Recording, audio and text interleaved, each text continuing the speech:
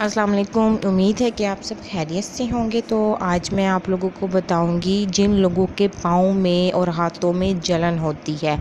ये टिप्स उनके लिए बहुत ज़्यादा ज़बरदस्त है, हर्बल है, तो लाजमी इस्तेमाल कीजिए, इसका कोई नुकसान नहीं है। सबसे पहले आप लोग हमारे चैनल को सब्सक्राइब कर लीजिए। तो फ्रेंड्स, आप लोगों को मैं बता रही हूँ। तो सबसे पहले आप लोगों ने पंसारी की शॉप से खुश्क आंवला जो होता है ये ले लेना है। तो आप लोगों ने 10-12 दाने जो होते हैं वो एक गिलास पानी में डाल के उसको शीशे के गिलास में डालना है या फिर किसी जार वगैरह में डाल सकते हैं। उसको डाल के आप लोगों ने फ्रिज के अंदर ढाँप कर कपड़े से रख देना है।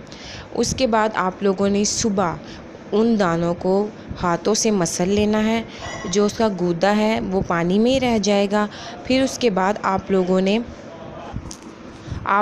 फिर सुबह रोज़ाना निहार मुँह हफ्ते तक के लिए इसको पीना है।